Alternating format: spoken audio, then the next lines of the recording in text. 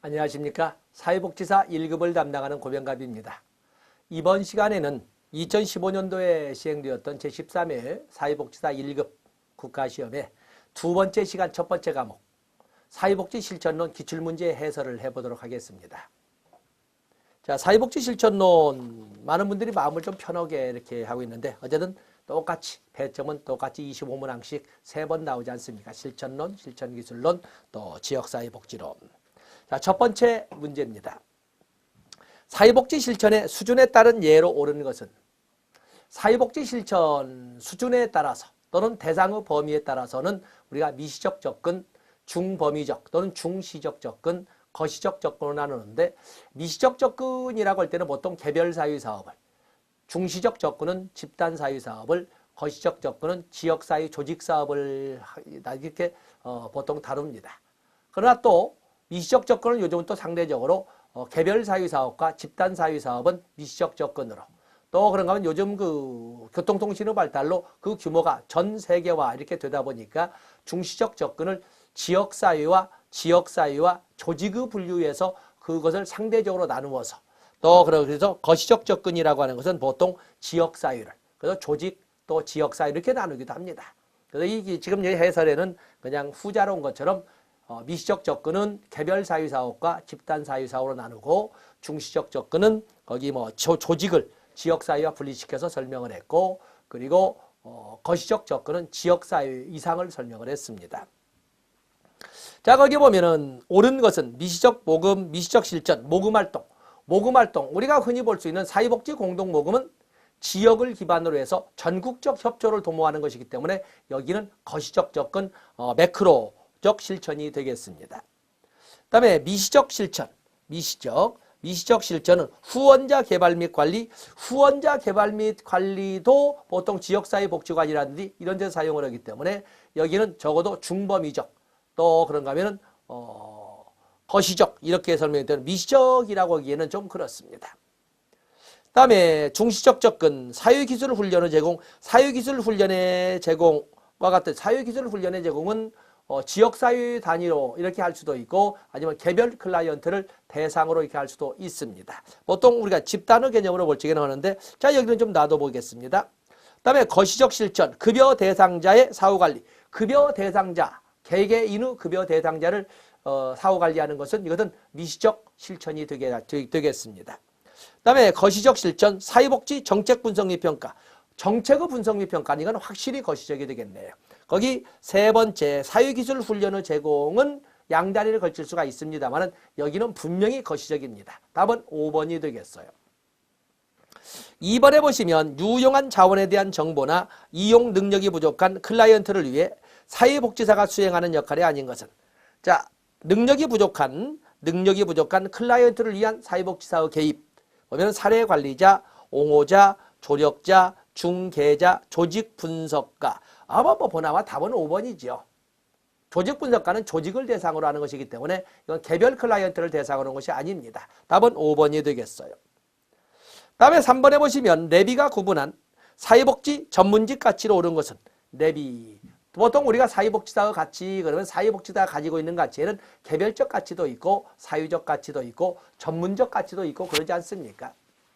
그중에 내비는 전문적 가치의 영역을 또 이렇게 사람 우선 가치, 결과 우선 가치, 수단 우선 가치로 이렇게 나누어서 설명하기도 합니다. 자, 그 사람 우선 가치, 결과 우선 가치, 수단 우선 가치. 답은 3번이 되겠네요. 뭐 단답이 나와 있군요. 4번 문제를 보시면 보호 시설 입소를 원하지 않는 클라이언트와 시설 입소가 클라이언트에게 도움이 된다고 여기는 사회복지사 간에 상충되는 가치의 연결로 옳은 것은 보통 우리가 사회복지 실천 현장에는 많은 윤리적 딜레마가 등장하지 않습니까? 거긴 가치의 상충도 있고 의무의 상충도 있고 뭐 등등 많이 있습니다.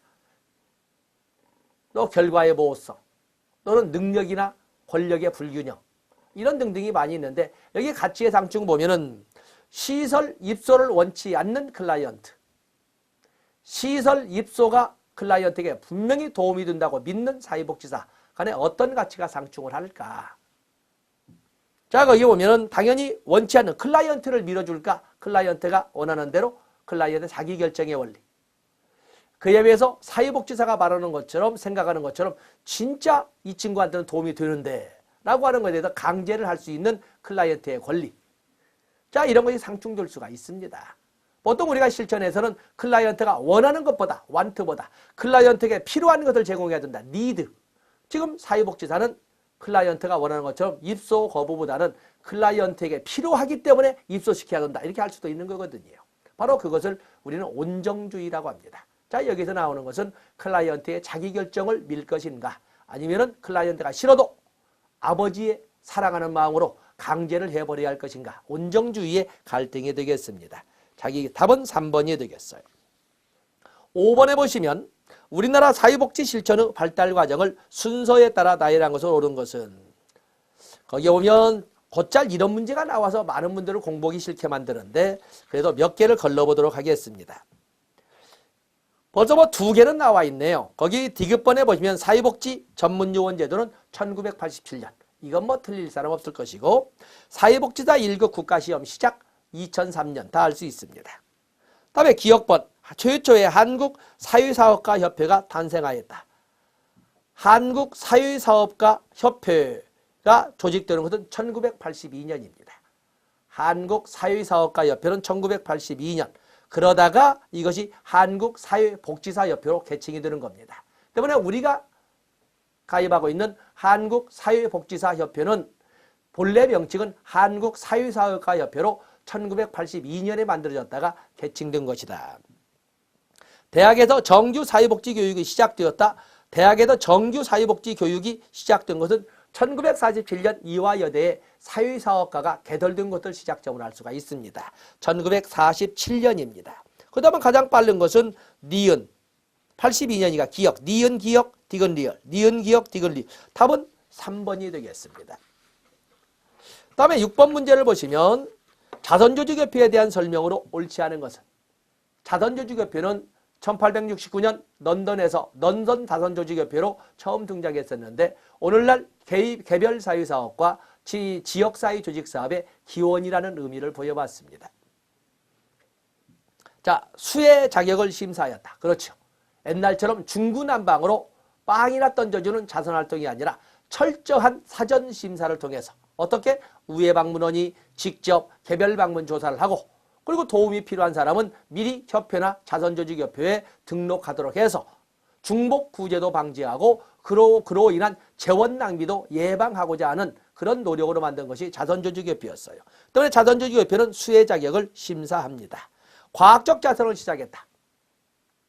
자선조직협회는 상류층 자본가들이 사회화는 자선활동을 하되 보다 조직적이고 체계적이고 쓸데없는 재원 낭비 없이 효율적이면서 어느 누가 봐도 그렇겠다. 정말 도와줄 사람을, 도와줄 만한 사람을, 도와줄 만한 것을 도와줄 만큼 도와줬네 라고 인정할 수 있도록 과학화죠. 이게 바로 사회사업 방법의 과학화라고 설명을 합니다. 그래서 자선활동의 과학화를 도모한 것이 자선조직협회가 되겠어요. 런던에서 시작되었다. 환경개선교육이나 사회개선, 사회개량, 사회개혁 이런 것은 인보관 운동에서 나오는 용어가 되겠고, 여기는 자선조직협회는 클라이언트 개개인의 변화를 도모하는 거였어요.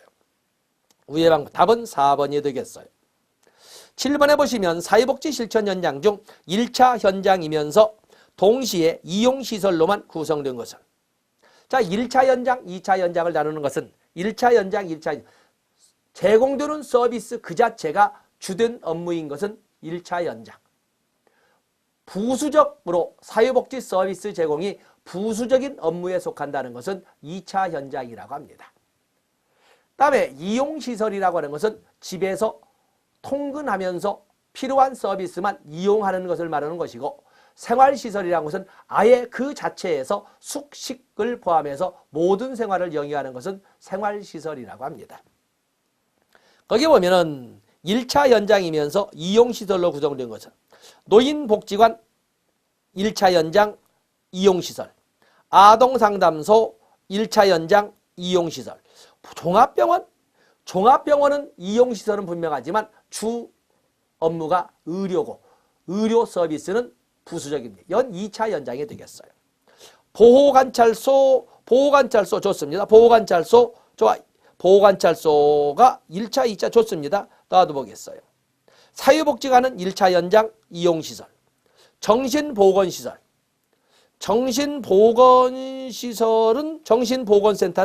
정신보건센터는 이건 의료이기 때문에 이건 2차 연장이 되겠네요. 2차 연장이면서 보건센터의 이용시설. 이거 틀린 거군요. 학교 주 업무는 교육이기 때문에 2차 연장. 이것도 틀린 거고. 불황행시설, 청소년 쉼터.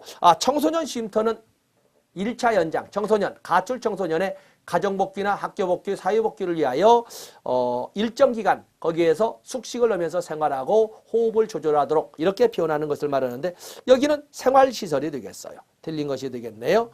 불황인 시설도 생활시설이 되겠습니다. 지역자활센터 1차 연장 이용시설, 지역아동센터 1차 이용시설, 장애인복지. 답은 5번이 되겠습니다. 좋습니다. 자, 이해할 수 있죠? 8번에 보시면 사회복지 실천 현장에 대한 설명으로 옳은 것을 모두 고르면 장애인 주간보호시설은 이용시설이다. 그렇죠. 장애인 주간보호시설 이용시설입니다.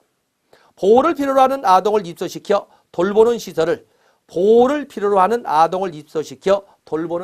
아동양육시설이라고 한다.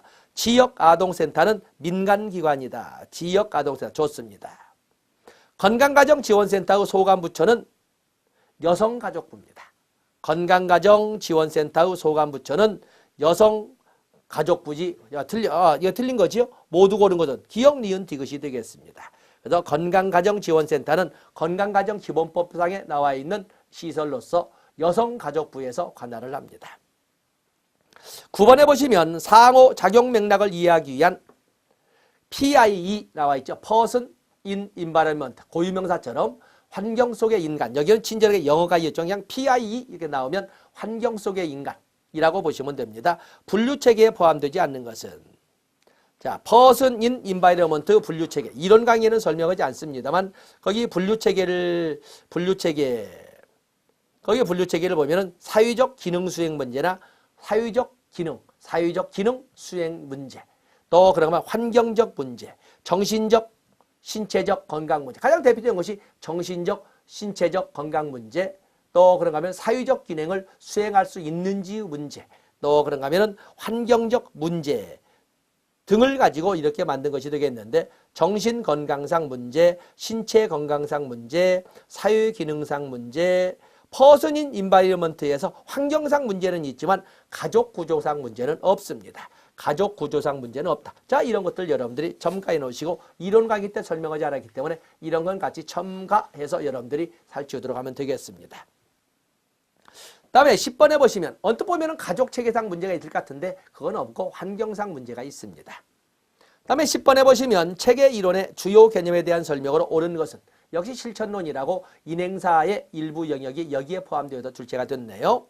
외부의 투입이 없으면 부적 엔트로피 또는 넥엔트로피 상태가 된다?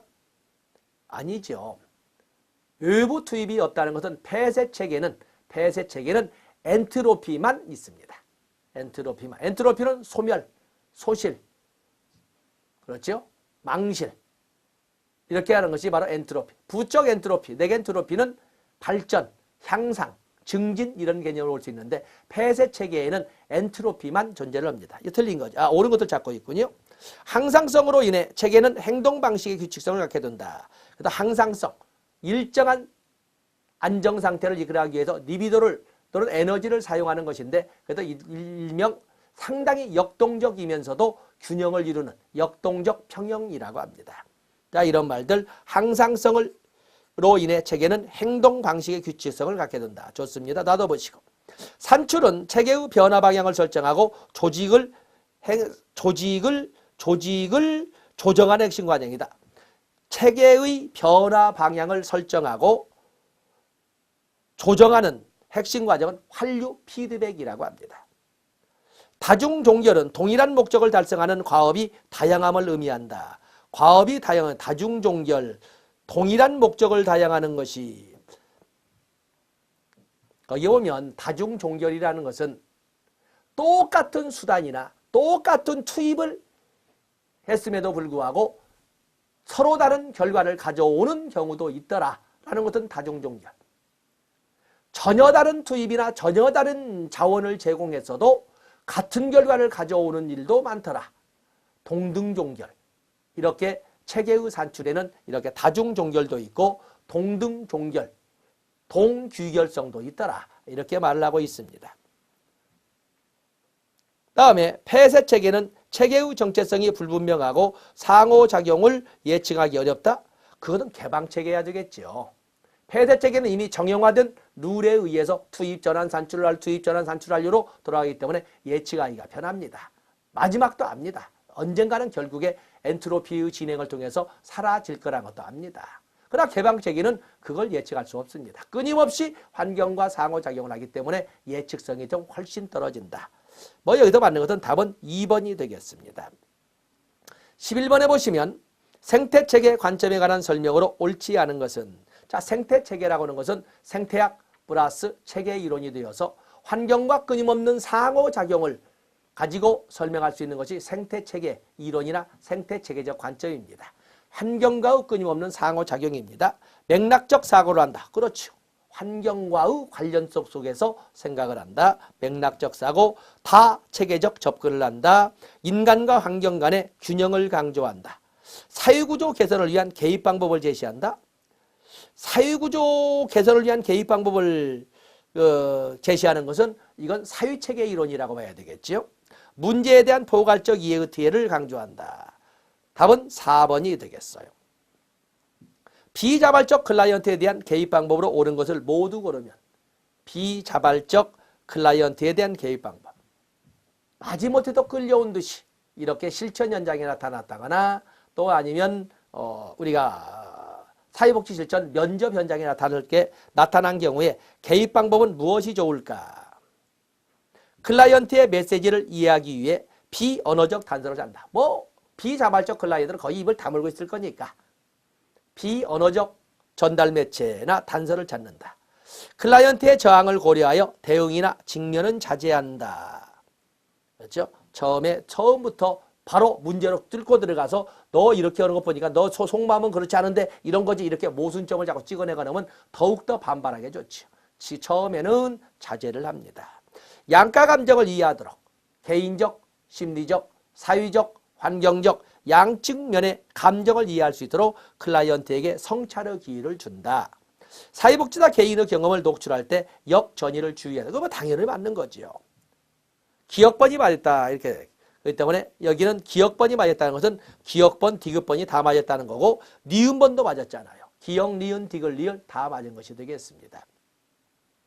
13번에 보시면 문제 상황에 대한 클라이언트의 관점을 변화시키기 위해 클라이언트가 부여하는 의미를 수정하는 것은 문제 상황에 대한 클라이언트의 관점을 바꿔주기 위해서 문제 상황에 대해서 클라이언트가 가지고 있는 관점을 바꿔주기 위해서 클라이언트가 부여하는 의미를 수정하는 것을 그냥 우리가 조정이나 재명명이라고 합니다. 재명명 두 번째 나왔군요. 재명명. 바로 이런 사회복지 실천 기법이 사회복지 실천 기법에 나와 있는데 환기, 재명명, 직면 잘 나오고 재보증 잘 나오고 2번, 3번, 4번 또 봐야 되겠죠. 직면. 그래서 직면이라는 것은 클라이언트로 하여금 스스로를 제대로 인식할 수 있도록 언행상의 모순점이나 불일치점을 직시해 주는 것을 그래서 스스로가 스스로를 제대로 정확하게 볼 수 있도록 해주는 것은 직면 기법인 것이고 재보증 기법이라고 하는 것은 클라이언트의 능력이나 가능성에 대해서 사회복지사가 그걸 인정해 줌으로써 어쩌면 격려의 효과를 같이 갖도록 또 자신감을 뭐냐면 클라이언트가 자신감을 갖도록 해주는 것은 재보증 기법이 되겠습니다. 여기는 재명명이 되겠어요. 14번에 보시면 면접의 구조적 조건에 관한 설명으로 옳지 않은 것은 자 면접 클라이언트와의 거리는 가까울수록 효과적이다. 아니죠. 적당해야죠. 너무 가까워버리면 사회복지사나 면접관의 압력이 클라이언트를 굉장히 답답하게 또는 저항으로 이끌어갈 수 있도록 이렇게 할 거거든요. 적당한 거리를 해야 됩니다. 물리적 환경이 열악한 경우 이에 대해서 설명한다. 클라이언트 특성이나 사정에 따라 면접 장소는 유동적으로 정한다. 특히 3번 같은 경우는 맞습니다. 꼭 한 자리나 한 장소 이렇게 고집할 건 아니고 상황에 따라서 바꿀 수 있습니다. 클라이언트 주의 집중 능력이나 의사소통 능력에 따라 면접 시간을 조절할 수 있습니다. 클라이언트의 긴장을 완화시키고 집중도를 높일 수 있는 편안한 의자를 제공한다. 이거 괜히 읽었군요. 뭐 당연한 말.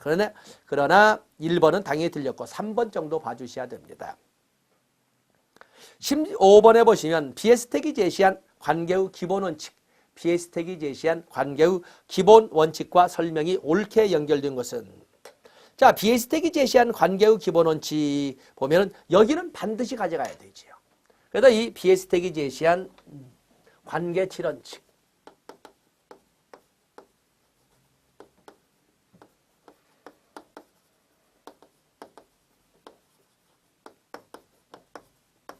비에스텍이 제시하는 관계 7대 원칙 보면은 여러분 뭐 그냥 이제는 여는 개별화의 원칙, 의도적 감정 표현의 원칙, 통제된 정서 관여의 원칙, 통제된 정서 관여의 원칙, 수용의 원칙, 비심판적 태도의 원칙, 실천의 제1의 원리, 자기 결정의 원칙, 그리고 비밀 보장의 원칙. 이 자체로 출제가 되지만 핵심들은 모두 정리가 됐지요. 거기 보겠습니다. 개별화, 편견이나 고정관념 없이 클라이언트 개인의 경험을 존중하는 것이다. 클라이언트나 고정관념 없이 클라이언트 개인 경험. 그래서 똑같은 문제라고 하더라도 클라이언트마다 클라이언트의 경험이나 이것을 존중해서 개별화된 각기 다른 원리나 방법으로 접근해야 된다. 그다음에 비심판적 태도. 문제의 원인이나 상황을 객관적으로 파악하지 않는 것이다. 아니죠. 객관적으로는 파악해야 되지만 주관성을 가지고 이끌어가서는 안 된다. 객관적으로는 파악해야 됩니다. 다음에 자기결정, 클라이언트 상황에 관계없이 모든 클라이언트의 선택권을 보장하는 것이다. 아니죠. 가능한 한 클라이언트 스스로의 결정권을 존중하자는 것이지 무조건 모든 클라이언트의 모든 상황에 관계없이 클라이언트의 결정을 인정하는 것은 아닙니다. 너무 지나치게 된 거죠. 거기 보면 상관은 모든 클라이언트의 선택권, 그건 아닙니다. 의도적 감정 표현, 사회복지사 자신의 감정을 적극적으로 드러내는 것이다. 아니죠. 내가 주어가 누구라고 그랬어요? 이 비에스텍 관계 7원칙의 주어는 사회복지사는 의도적으로 클라이언트로 하여금 마음껏 감정을 표현할 수 있도록 유도해야 된다라는 것이라고 했어요. 틀린 거죠. 통제된 정서관여, 내적 통찰을 위해 클라이언트 자신의 감정 표현을 억제하도록 돕는 것이다. 아니죠. 의도적으로 표출하도록 돕는다. 라고는 의도적 감정 표현. 바로 표출한 감정에 대해서 절제된 자세로 민감하게 받아들이면서도 공감적인 자세를 그리고 반응을 보여야 된다. 민감성, 공감성, 또 반응 이런 것을 가지고 통제된 정서관여를 이끌어가야 된다. 다 틀린 거죠. 답은 1번이 맞는 것이 되겠습니다. 아주 교묘하게 함정을 풀어서 넣은 문제가 되겠어요. 다음에 16번에 보시면 다음 사례에서 사회복지사가 수행한 개인 역할로 모두 옳은 것은 가족에 의해 강제 입소되었던 장애인이 거주시설에서 퇴소하기를 요청함에 따라 퇴소 상담을 실시하였다. 이후 가족들을 설득하여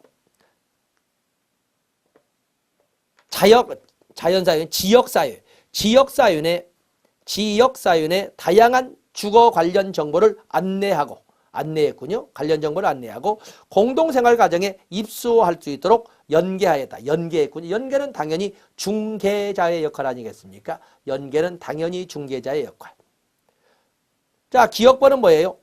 맞으면 퇴소 상담을 실시했다. 상담을 실시했다라고 하는 것은 조력자, 중개사, 중개자, 이건 조력자가 되겠지요. 조력자. 그래서 조력자 그리고 가족들을 설득해서 지역사회의 다양한 주거 관련 정보를 안내했다. 정보를 제공했다라고 하는 것은 이건 교사나 안내자, 교사가 나와 있군요. 그리고 공동생활 과정에 입소할 수 있도록 연계, 소개, 알선을 냈다. 중개자. 답은 3번이 되겠어요. 답은 3번이 되겠습니다. 뭐 볼 수 있군요. 다음에 17번에 보시면 사후관리에 대한 설명으로 옳지 않은 것은 개입 과정 중에 수시로 실시한다. 사후관리라고 했는데 개입 과정 중에 사후관리라고 하는 것은 이미 단어 그 자체에도 또 영어까지 써놓지 않았습니까? 그런 것처럼 개입이 마감된 후에 하는 것이지 개입 중에라는 것은 이미 논리적 오류입니다. 이건 틀린 거지. 클라이언트의 적응 상태를 확인한다. 문제가 있는 경우 재개입할 수 있다. 클라이언트의 변화 유지에 도움이 된다. 종결로 인한 클라이언트의 충격을 완화시켜준다. 사후관리 좋습니다. 벌써 1번은 그냥 논리적 오류이기 때문에 큰 문제를 제가 해설할 것이 없네요. 다음에 18번에 보시면 사정이 나와 있습니다. 사정에 관한 설명으로 옳지 않은 것은 사정에 관한 사정이라고 하는 것은 의료 모델에 나오다 의료 모델에서 사용하는 용어는 진단이 되겠어요. 진단. 개입을 위해 문제 상황을 파악한다. 클라이언트의 강점과 자원을 확인한다. 이웃이 제공한 의견도 사정자료로 활용한다. 사회복지사와 클라이언트 간의 쌍방적 활동이다. 자, 우리가 사정이라고 하는 사정.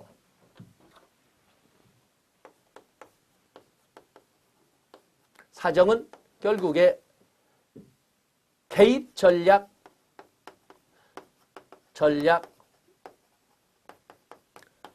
수립을 우리가 사정이라고 하는데 사정에서는 그야말로 문제 파악뿐만 아니라 옛날에는 문제만 파악했지만 이제는 강점, 자원, 가능성까지도 파악을 하게 되는 거죠. 그렇게 함으로써 이렇게 개입 전략을 수립하는 거예요. 만약에 문제 파악만을 통해서 개입 전략을 수립했다면 그것은 진단이라고 합니다. 여기는 개인적, 심리적 측면만 접근하는 것이 아니라 사회적,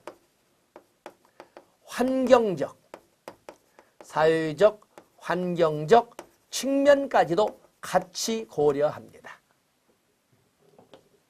또 사정이라고 하는 것은 어떤 치료 대상으로 뿐만 아니라 치료 대상으로만 인식하는 것이 아니라 성장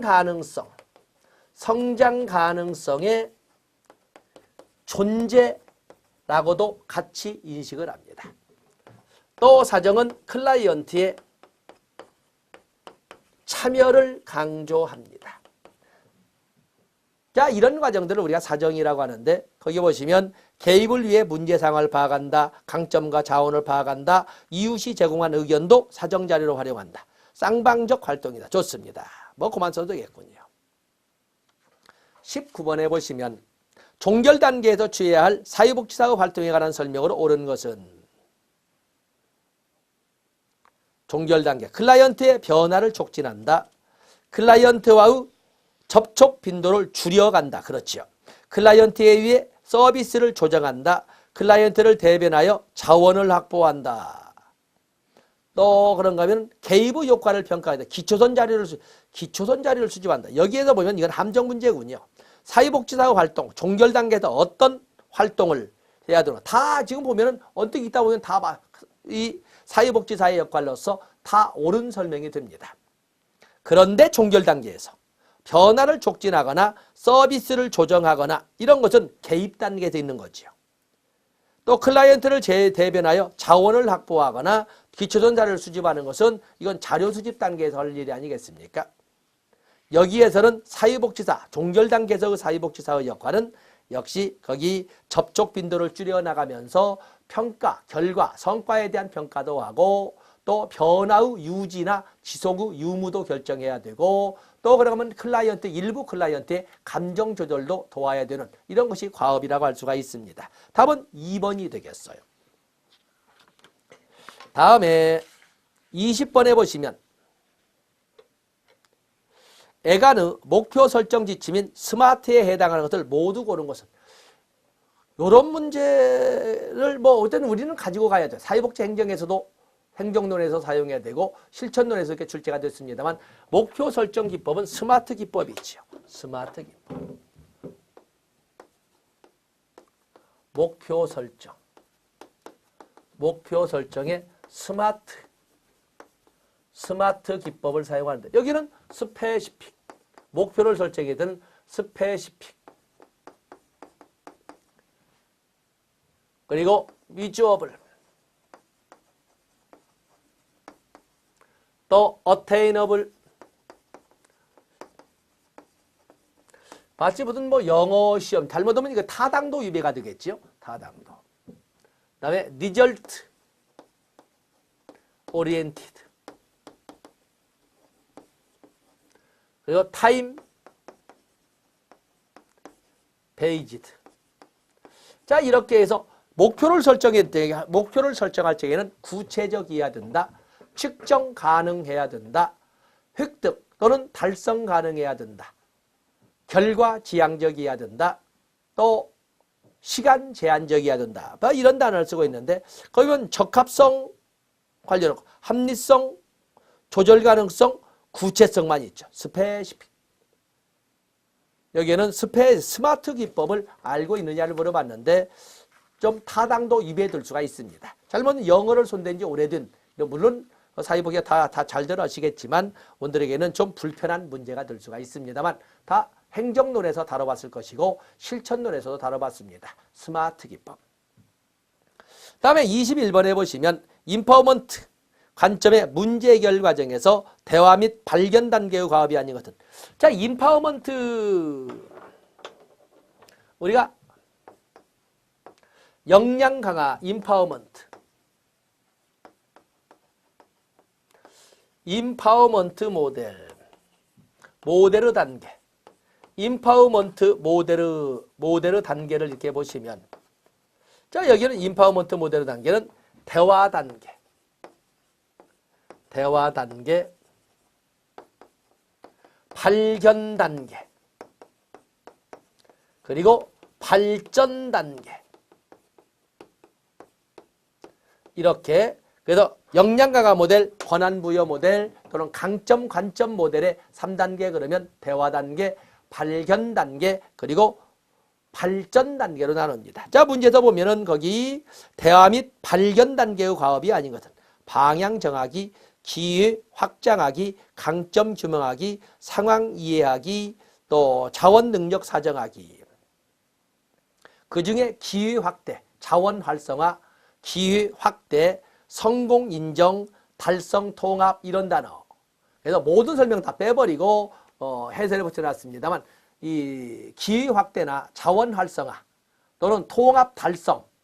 자, 이런 것은 발전 단계의 과업이 되겠습니다. 거기 보면은 방향 정하기, 방향 설정이라든지 또 그런가 하면은 방향 설정 또 자, 이런 것은 방향 설정은 대화 단계에서 찾아볼 수가 있습니다. 그다음에 강점 규명이나 거기에 강점 규명 이것도 역시 강점, 무슨 강점이 있는지 어떠한 자원을 가지고 있는지 이걸 강점을 규명하는 것도 역시 대화 단계에서 알아볼 수가 있습니다. 그다음에 상황 이해하기. 상황 이해하기도 역시 이건 대화 단계에서 가능합니다. 자원 능력 사정하기.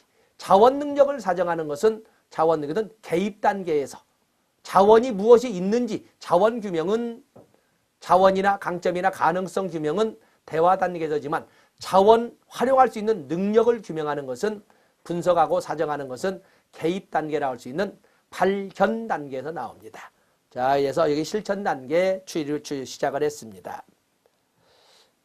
다음에 22번에 보시면 개입 계획을 수립하는 과정을 순서대로 옳은 것은 문제 우선순위, 표정 문제, 개입의 성과 목표, 클라이언트의 과업 구체화. 개입 계획을 수립하는 이건 제가 이론 강의를 설명하지 않았습니다만 거기서는 문제 우선순위 먼저 표정 문제가 나와야 되겠죠. 표정 문제를 찾고 그리고 표정 문제의 우선순위를 결정을 합니다. 우선순위를 결정한다. 그리고 나서 달성해야 될 성과 목표, 도착점, 목표를 결정하고 그리고 클라이언트가 해야 할 과업을 구체화한다. 뭐 그렇게. 뭐 답은 찾았나요? 자, 보시고. 23번에 보시면 사례관리의 원칙으로 옳지 않은 것은 사례관리의 원칙, 서비스의 개별화, 서비스 제공의 포괄성, 서비스 제공의 지속성, 서비스의 연계성, 그런가 하면 클라이언트의 자기결정, 뭐 이런 것을 설명할 수가 있는데, 자, 한번 보겠습니다. 사례관리자는 클라이언트의 인종, 성별, 계층 등을 이유로 이용 자격 및 절차 등에서 어려움을 겪지 않고 서비스를 쉽게 이용할 수 있도록 원조해야 한다. 이거 틀렸다고 할 사람이 어디 있겠습니까?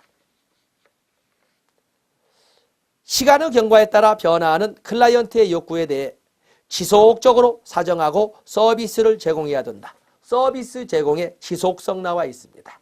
서비스 제공의 지속성. 좋습니다.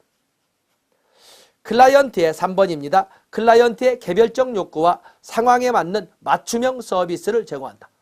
이거 누가 틀렸다고 하겠어요? 4번에 보시면 클라이언트의 다양한 욕구가 여러 분야에서 충족될 수 있도록 서비스를 제공해야 된다. 좋습니다. 포괄성, 서비스 제공의 포괄성. 클라이언트를 위해 전문가 주도의 구조화된 서비스를 제공한다.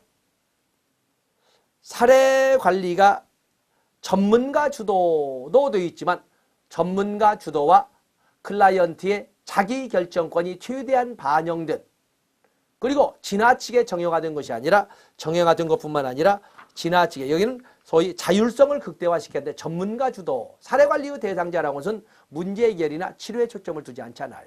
욕구 충족이나 보호에 초점을 두기 때문에 전문가 주도라기보다는 클라이언트의 자기결정권이 최대한 자율성 극대화에 초점을 둡니다. 답은 여기서는 5번이 가장 문제거리가 됩니다. 5번.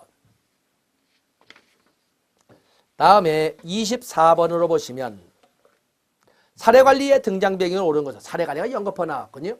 사례관리의 등장 배경은 언제나 사례관리의 등장 배경, 사례관리의 특징, 사례관리의 개입원칙, 이 세 가지가 거의 뭐 언제나 나오는 기본 영역이 되고 기타가 이제 포함됩니다만은 거기 사례관리의 등장 배경이 나와 있네요.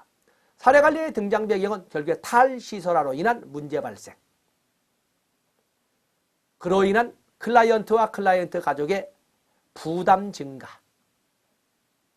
또 클라이언트 가족뿐만 아니라 또 비용 증가에 대한 어떤 비용 부담 증가, 또 그런가 하면은 그러한 클라이언트의 급증, 또 사회 구성원들의 인식의 전환,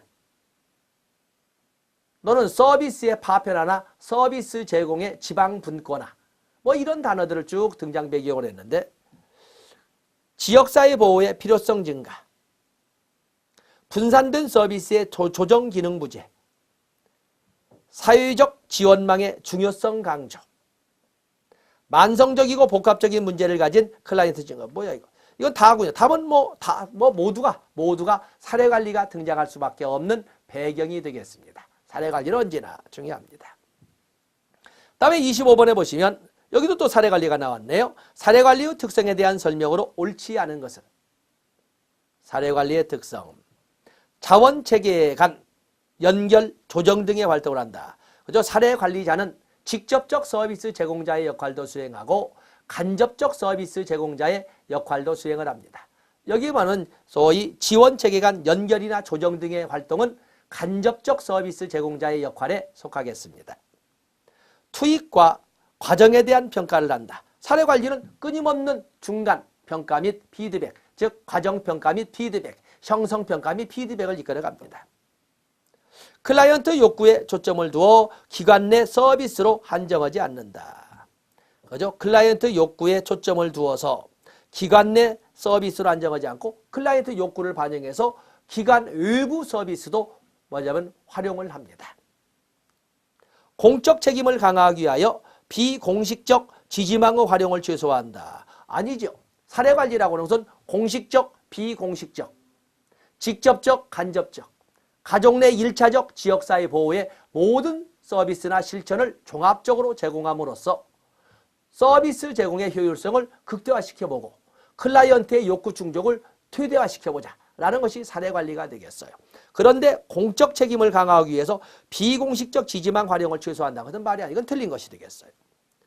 임상적 욕구를 가진 클라이언트에게 치료적 상담을 지지한다. 클라이언트의 자기결정권을 최대한 반영하기 위해서 만약에 임상적 욕구를 가졌다면 치료 상담 이끌어 가시면 됩니다. 그런데 거기 공식적, 비공식적의 통합이 돼야 되는데 오히려 비공식적 지지망이나 비공식적 지지망의 활용을 최소화한다는 것은 틀린 것. 답은 4번이 되겠습니다. 자, 이렇게 해서 이번 시간에는 2015년도에 있었던 실제 기출문제 2교시 1교과였던 지역사회복지 실천론 기출문제를 풀어봤습니다.